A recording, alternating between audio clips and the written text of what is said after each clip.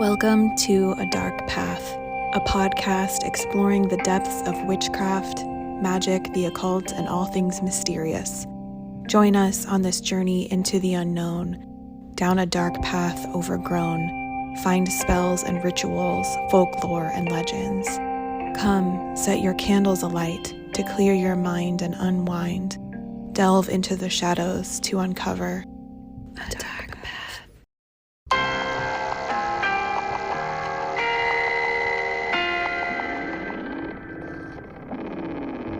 Okay, so hi, my name is Kristen. We've got Allyson here Hello. and yay, and Heidi. Hello. So let's get started with talking about religious focused branches of witchcraft. It's important to do so in order to understand the origins of beliefs and rituals and mythos. And I don't personally think that you can talk about witchcraft without first acknowledging religious connotations. How we got to modern religious neo-pagan witchcraft is quite a lovely little tale. It's a new family of religions that take inspiration from extinct pre-Christian religions of Europe, North Africa, West Asia Britannica. It's also referred to as the craft. In the 4th century, the Roman Empire converted to Christianity, and they took super drastic measures to penalize pre-Christian and polytheistic religions existing in its territory. And then the empire collapsed in the 5th century, which I think is funny. In the eastern part of the old Roman Empire, Judaism and Islam began to spread like wildfire, and the 3 Abrahamic religions largely succeeded in eradicating pre-Christian religions in the old Roman Empire after this. So by the 14th century, Renaissance humanist movement in artwork made it acceptable to depict scenes from Greek and Roman classical mythologies throughout Christian Europe. And it was cool, right? It was hipster and like ironic. So it's kind of where we first started to see this resurgence, honestly, was in the 14th century. In the 18th century, Germanic mythology started to appear. So the Norse pantheon and the Celtic pantheon, right? With the Romantic movement in the early 19th century, even more of Europe's pre-Christian mythology became available through artwork. So we just kind of had this obsession. In the 1920s, we come with the witch cult hypothesis. In archaeology and anthropology, we started talking about the burning times where we're punishing mass groups of people or small numbers of people at the same time for practicing witchcraft and heresy. And this theory was popularized by a person named Margaret Murray. And it's the idea that those who were persecuted as witches were actually followers of a benevolent pagan religion. This hypothesis has further been discredited and rejected because there's a lack of evidence, but it certainly fueled the imagination that by 10 years later, we've got neo-pagan occult groups popping up claiming that they do witchcraft. Just really getting into the broader cultural epoch through exceptional marketing and media presence to convince others that what they're doing is a real historical thing. In the 1960s, Jewish neo-paganism or historical Jewish polytheism was popularized by Raphael Patai, focusing on depictions of female goddesses in Solomon's temple. Today now, a number of Wiccans and members of related traditions use the term witchcraft for their magico-religious practices, and these definitions of witchcraft are distinct from those used in the dictionary, which we discovered in our previous episode. This also includes followers of New Age belief systems who self-identify as witches, and the term witchcraft there is used to define self-help, healing, and divination rituals. So let's move into the present time with movements of modern religious neo-paganism. There's this huge variation already between pagan religions historically, but even more so now as we're learning a lot about cultures worldwide. The internet has helped, hindered, I don't know, in this kind of flattening of religious possibilities. So it's been made impossible to identify any single unifying feature of these modern paganist movements beyond the fact they all draw on pre-Christian religions from Europe, North Africa, and West Asia. That's it. That's really fair. The whole time I grew up, I always understood Yeah. pagan to just mean not Christian. Yeah. basically. A lot of practitioners in modern times see themselves directly continuing extinct religions, sometimes refusing to believe those religions had ever died out at all, maintaining that they were preserved in secret. They regard their practices as a revival of extinct religions or as new religions inspired by the past. Some examples of neo-pagan religions, like the Hermetic Order of the Golden Dawn, the Theosophical Society, Thelma, Volksicht, Adonistic Society, the Church of Aphrodite, Church of All Worlds, Neo-Druidism, Heathenry, Odinists, and Hellenism. We've also got Wicca, which is the one that most people are familiar with in the witchcraft world, which has 10 main branches. Did you know that? And 13 sub-branches. And then there's 7 other Wiccan-related traditions that fall under the branch of Wicca as a religion. Yeah, that's actually really crazy to me because I just thought Wicca was just one, like, this is Wicca. It seems like it's like Christianity. There's a million branches. And there's also a lot of reason for myself specifically being like, maybe this isn't the right one for me, but thank you for giving me the knowledge. I think some people like to separate themselves from specific early leaders, right? Yes. And so they're like, I'm going to have a branch that say doesn't, and not, name names and pick very specific people, but doesn't involve Aleister Crowley, right? For example. Yeah. In addition to modern neo-pagan religions that influence witchcraft, we've also got some modern indigenous theology-based religions that influence witchcraft, namely sacred ecologists who believe that preserving ancestral traditions, indigenous cultures, heirloom seeds, and practicing regenerative organic culture is essential for the biodiversity preservation of plant and animal species, and ultimately for sustaining all life on Earth. We've also got shamanism, which is a religious phenomenon centered on the shaman, a person believed to achieve various powers through trance or ecstatic religious experience. The term comes from Manchu Tungus, which are 10 to 17 languages grouped in the Altic language group. There's about 70,000 speakers scattered across northern China and Mongolia. Recorded shamans included women, men, and transgender individuals of any age, beginning typically in middle childhood. This bleeds into New Age shamanism, which is an ancient healing tradition and lifestyle that connects with nature and all creation. Today, it's difficult to distinguish between traditional forms and modernized forms of shamanism, often esoteric practices that utilize the term kind of muddy the water there. And we enter New Age, which has spread through occult and metaphysical communities since the 70s and the 80s. And it looked forward to a new age of love and light through personal transformation and healing. Thus is the term New Age. Peruvian-born anthropologist Carlos Castaneda is considered the father of the New Age movement due to a series of books based on the mystical properties of the Yuki tribe shaman. An inclusive and universalistic approach that accepts all personal perspectives on the divine as equally valid. They believe divinity cannot be comprehended by the human mind or language. There's a really big focus on transcendence rather than grounding, spirituality rather than necessarily the earth. So there are also some other types of religious witchcraft or witches that also don't follow a religion as well. What I mean by that is hoodoo voodoo, for example. It's kind of a misunderstood religion because it does incorporate a lot of Catholic beliefs as well as spells. A lot of people know about voodoo dolls, things like that. If you don't know what a voodoo doll is, it's a little puppet that people use to inflict things onto other people. Typically, voodoo, spelled Voodoo or also Vodou, is most common in Hades, New Orleans kind of area, but also kind of spread out. There's also hoodoo. It's very similar, but also has a lot of differences.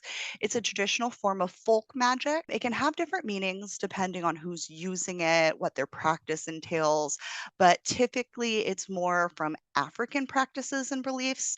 And in the United States, it does sometimes incorporate Caribbean as well as Native American botanical knowledge. Yes, they can follow a Catholic-like structure of religion, but oftentimes it's a mix of different things as well. From hoodoo and voodoo, since those are more American, Caribbean kind of areas, there's also Latin America. Latin America has brujas or brujos. O is male, A is female. So typically that's how they differentiate between the sexes. It typically means witch or sorceress. And the etymology, it is a Spanish term of non-Indo-European origin, akin to the source of Portuguese, and I cannot say this, brujexa. It's Bruxa. So it kind of comes from that more southern Latin America origin. Since bruja is also a Spanish term for witch, you'll often hear places in Mexico and things like that also tend to use brujas, so that leaks into America, especially since we do share a border. Typically, brujas will do folk magic, charms, love spells, hexes, divination, and they do also tend to blend Catholicism. If we're mentioning kind of big groups of people who practice religion combination, Santeria, right? Huge. Santeria is Roman Catholics that are mixed with like Yoruba, like African Yeah. practices, but I actually think, but it's from Cuba. Like there's a lot of history there. Yes. Very interesting stuff. Occult is huge there. Mysticism is huge. Divination is really, really big. So that's it for the religious rundown. What a journey it's been. Do you enjoy that path? It's kind of exhausting, if I'm honest. Like out of breath. So much to talk about, right? And it's so much to talk about, and that's just like skimming the surface. I find it actually kind of interesting, the split between renewing the energies of the earth and being very earth conscious, earth based, going into a shift where it's more celestial, more spiritual. Yeah, it's I like think more of it's a caretaker role. Yeah. It's like Christianity, where people assume a caretaking role of the earth, but the goal is to transcend it, right? Mm-hmm. Is to leave this vessel of your body and move somewhere else. Yeah. That's really interesting. I also find it interesting how many like ancient forms of all religion include really similar themes, as far as even if they don't call it, there's usually a life after this one. Even if it's not, right? There's usually a strong correlation between us and nature, or the other side and nature. Yeah. A lot of the original worship came from deities that were nature based too. And I think that's why a lot of us get so drawn to craft later, is because it's almost like in our DNA to be connected to what's happening outdoors, but on a spiritual level. And I feel like some of our current forms of religion have lost that.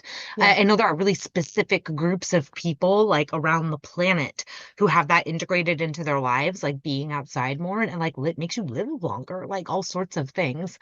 Do you know what I'm saying? Like as religious practice or spiritual practice or energetic practice, whatever you want to call it, being outdoors, I feel like is really organic and has been for a really long time. The other big thing that I kept thinking was spirituality versus having a religion.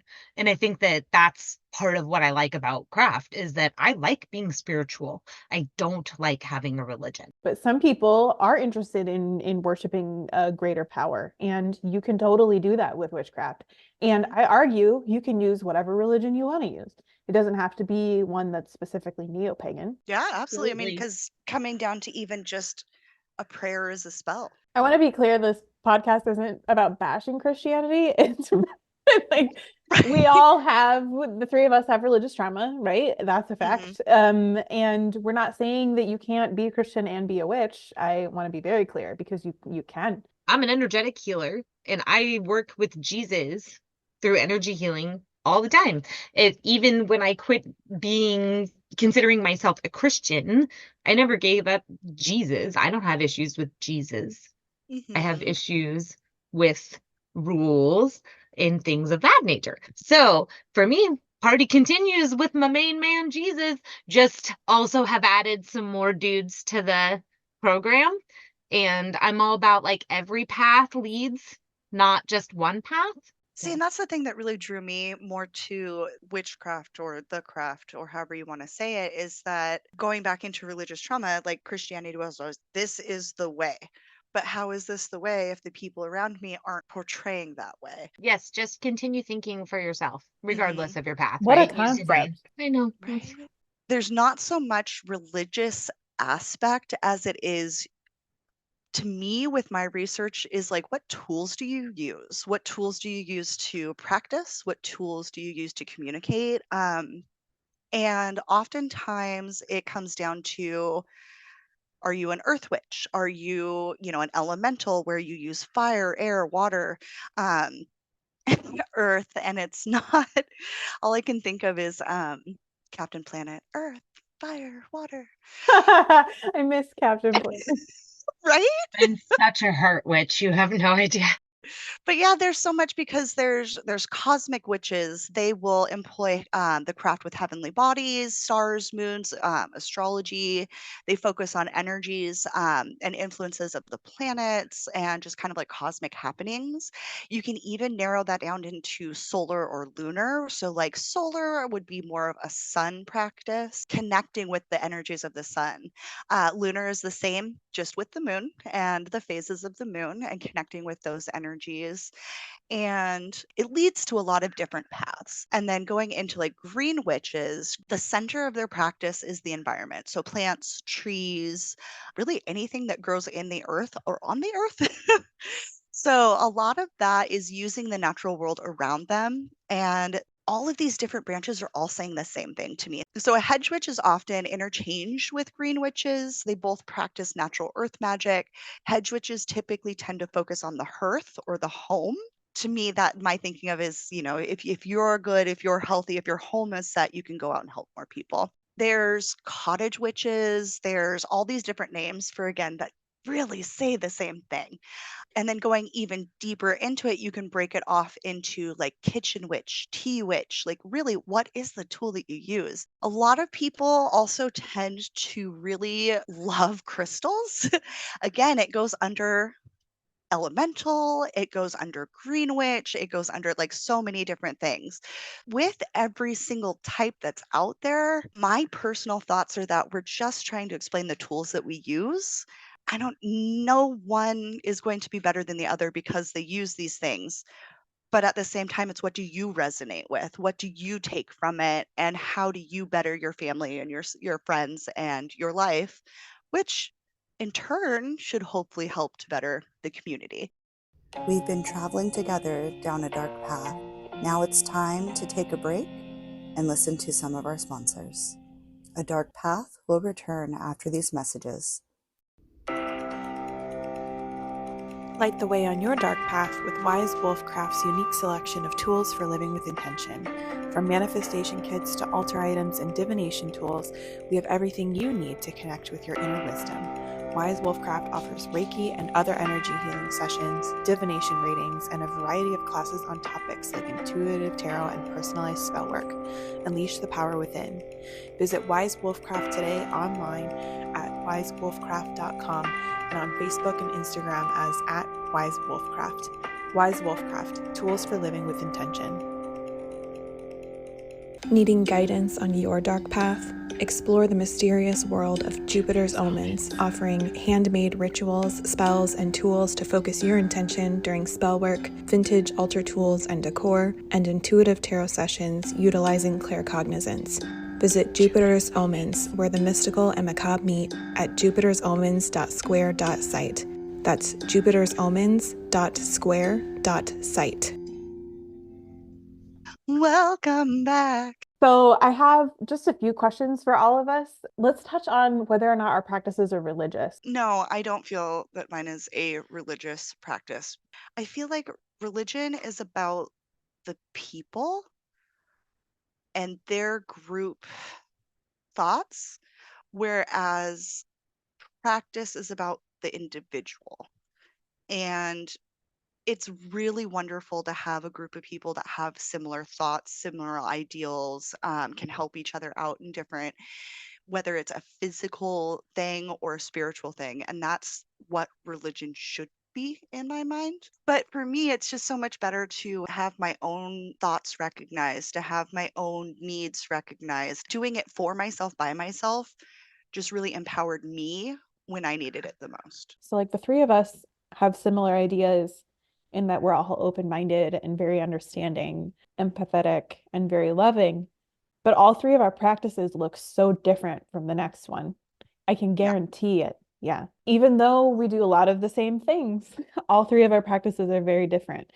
And to me, religion is camaraderie in thought and behavior. And I don't know inherently that I can believe that witchcraft is a religion. Religion is like an agreed set of ethics and values and philosophies, and I think that's so boring.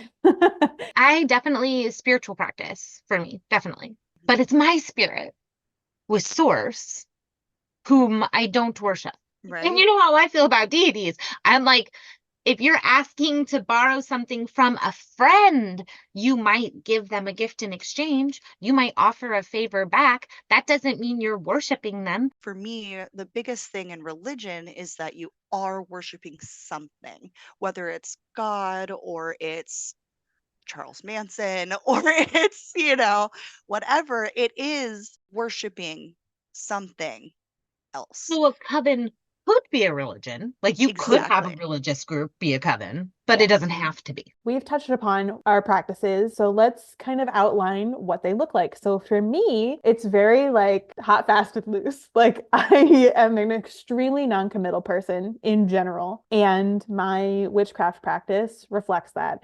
A lot of it is focused on connecting with the earth. Obviously, I care a lot about nature. I do a lot of grounding practices using water and the earth. And I love fire magic. It's something that I've always been drawn to. I recently had a reading telling me that in past lives, that was the thing that I did. But yeah, I do a lot of fire magic. So I got a thing that I'm trying to achieve. I'll make up a spell and I'll infuse it with fire. I do a lot of group-led meditations. I like to incorporate psychology and trauma-informed therapy practices. I think that's the best way to approach shadow work personally. That's pretty much my practice in a nutshell. It's very like self-reflective.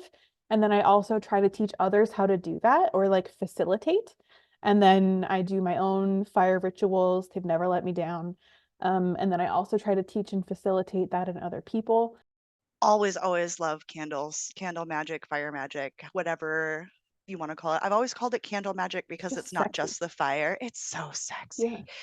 Yeah. It's not just the fire, but the color means something. And there's so much that I can really narrow it down with. Now I am definitely incense. I love air. It's all around us. So being able to take many of those different things like fire to light the incense is also just every little bit just gets chef's kiss. I do a lot of mixing of things. So for me, it's what does that meaning of the item or the tool have to help dial in exactly what it is that I'm trying to manifest. I love plants. I love spices. I love herbs. So mixing them together. My favorite thing to do is to actually have a bath ritual with kind of all of the elements together. So I'll have an incense, I'll have a candle burning, I'll be able to meditate. I just kind of do it as I feel I need to. And what goes into it is all based on intuition.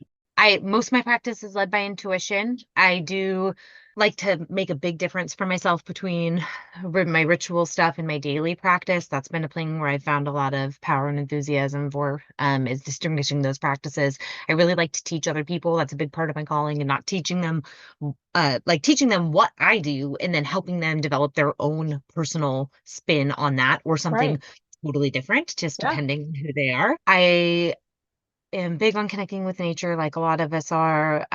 Divination, though, is probably my one of my bigger callings. Divination and healing, and the combination of them. What paths, groups, or individuals do we personally take influence from in our practices? I just kind of absorb from everywhere. I'm really interested in druidry. Danu Forrest has a few books out about Celtic tree magic, wild magic, or Celtic magic and wild magic, things like that. I really also like Temperance Alden. I have her book Year of the Witch. And what's his name? Matt Aron. I just kind of research, I search on Pinterest, witchy, blah, blah, blah. And I'll just search on YouTube, witch, blah, blah, blah. And try to find try to find things.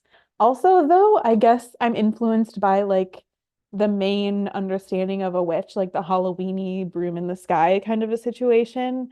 I definitely the Hex Girls on Scooby-Doo, right? Insanely hot. right? So Charmed true. or like Sabrina the Teenage Witch, right? Like those general grunge 90s situations. Yeah, big, Fair. hella big influences, not just in my craft, but in my life. That is wild to me. I'm like, gosh, I wonder if the reason I am so, I was like, did my cartoons influence my life? I watched a lot of Sailor Moon as a kid, Yeah, Sailor Moon. and Also I'm a Marilyn very Manson. magical girl. I'm We've not gonna lie. we've talked about Marilyn Manson, how we both knew and liked his music, right? I think that Yes. was kind of a big rock music, right? Like that kind of edgy, um, Alternative. yeah, Depeche Mode, right? Like that, And like that's so funny very because goth. I definitely am like a little Galinda. I definitely approached it from a very light place. Like do you know like and so healers are probably my biggest influence. Yeah, Like so I think that's probably part of that too, right? Like yeah. a lot of the people I like look at when I feel like, oh, I love that person's influence. It's just because they've healed a bunch of people. And sometimes that's magic, sometimes that's energy work. What about you, Kristen? What paths, groups, or individuals do you take influence from? Definitely the Hex Girls were a huge part of my upbringing. But also the movie The Craft. Being able to take over whatever the situation was that was going on and like handle it, even though necessarily they weren't handling things in quite the nicest ways. But just to have the power to do that was just mind blowing to me as a younger person. I have a lot of Norwegian in my family, and so I do draw a lot of the from the Poetic Edda and the other one that I can never remember, but with the North mythology and just like how they handled a lot of their mythos is just so interesting. But I've always super been drawn to Egypt and their mythos as well. Egypt, totally fascinating, but I also just have to throw out this low key theory I have about why so many of us were drawn to it at some point, and it Let's is hear like it. two words: Brendan Fraser. Oh my gosh, Have That you yes. is my theory in a Okay. nutshell, because have you seen whoa, have you seen the Oh meme my that it god. was like my sexuality is the cast of the Mummy? Yes. dude, right, absolutely. I Switching was like sides. a half-dressed men in leather like thing with no hair. Absolutely. The guy, oh gosh, I'm so bad at the names. So Brendan Fraser, super hot, but also the counterpart, right, are a guy who's the mystic. Oh my god, with the tattoos under his eyes. Yeah. Oh Ooh. Lord. Part I of the just want to. yes, that man, that man. I'm happily Yes. married, however. Are there any other influences that we haven't mentioned yet, other than Hocus Pocus? Also a good movie. Oh my Um, God. Did you guys have to read that book, The Crucible? No. Because that ooh. was a huge influence on me. About Salem witch trials. Was that the one where it No. was, yeah, it was literally like the whole trial of the Salem witch trials? Because I think we Yeah, it's watched like the Tituba, video. the whole thing with like the Yes. young girls accusing all these people and all the goodies and all that stuff. That was also a huge Yeah. influence on me. We ended up that was like required material. It ended up being a school play Hmm. of ours, and it was like gossip got these Yeah. women killed. Like just hearsay, just them being like, she's a witch because I blah blah blah. Like and literally like just ridiculous antics. Anyways, it's a totally mind-blowing story because it's all, it's a real thing that happened. And um, I don't know. So I think that definitely put a little light in me too, because there's a social injustice part, the group dynamic part, the psychology behind what happened. Um, and then the actual only person who does anything that's like at all witchcraft in the whole story, who um is just like practicing her religion. So it's very, it's a very interesting story. Something that I have realized has been an influence is non-white ancestor homage, paying respects to ancestors, how non-white cultures honor them and include them. Also, like death culture, specifically like indigenous tribal groups, how like mummies and offerings are incorporated and things like that. And that's kind of really shaped how I honor my ancestors on a daily basis through like song. I have like a little jar for them, like it's just kind of little things that on the daily I do. Should a newbie witch label themselves? Should a beginner label themselves? Should a newbie choose a path and say, I am this thing. I'm going to jump right in and say no.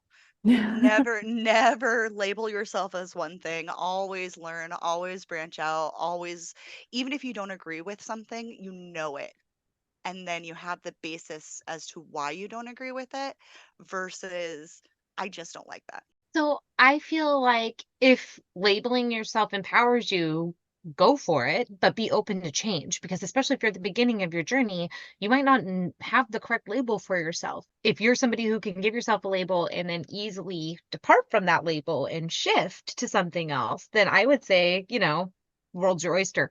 But if you need to label yourself one time and get it right, like get it, you can't see my air quotes, damn, but get it right first time, then I would wait for sure, because your journey, you evolve all the time. I mean, like, I couldn't tell you, I would never thought I am where I am right now a year ago. And the same was true a year before that and a year before that. It's just, a lot of times you just don't see where the path is going. And so Yeah. while it might be that what gets you into being a witch is your garden, you might find that what makes you at home in being a witch is divination. So give yourself a chance to develop. So I really don't think labeling yourself is a great idea. I agree with Heidi that it's a good jumping off point, especially if you're researching books at the library or something like that. But I think in the long run, it can do more harm than good, and it can kind of stunt you.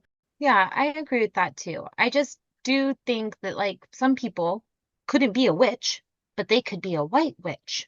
Or they could be, sometimes that weird tiny little qualifier will be the difference between participating and not participating. And if that makes the difference for you, by all means, right? Right. But I also am kind of the same mind as you as far as my personal practice is that wouldn't have worked for me. I still don't have a label for myself, and I'm a practitioner who does it for a living. I guess in a way that it could help others understand what your focus is. Like open conversation. Yeah.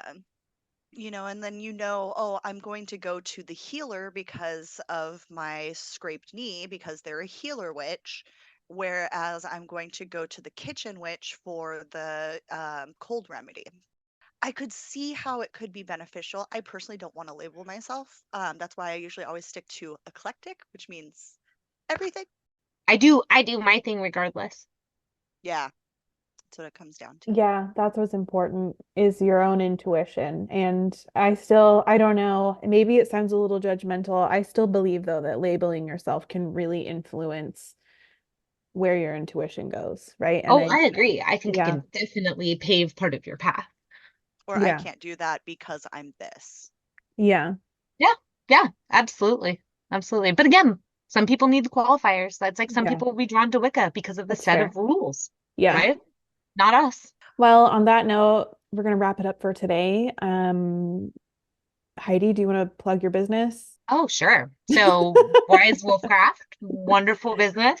I offer divination services, energy healing, as I mentioned before. I also teach classes at various locations, and can offer those classes in home. I do parties and events. I also sell some products, mainly things that are either for ritual use or kind of pre-built kits to help you simplify the process. I always have beginners in mind, but they're really helpful to anybody at any point because you could use it for quickness opposed to lack of knowledge. You can follow Heidi at Wise Wolfcraft on Instagram and on Facebook. And this has been a really fun episode. Thank you. Thank you. Thank you for joining us. Yes, thank you guys. I'm Allyson, and my co-host is the beautiful Kristen. Me. Thank you so much for joining us. We'll see you on our next episode, which is going to be tools, basic correspondences, and grimoires. It is now that our time together must come to an end. Thank you for joining us on this journey, a dark path come to a bend. Find us here bi-monthly on your favorite place to stream, and follow us on social media for news in between. A dark path is there, winding and waiting ever. May you craft peace, knowledge, and alignment, so shall it be, or something better.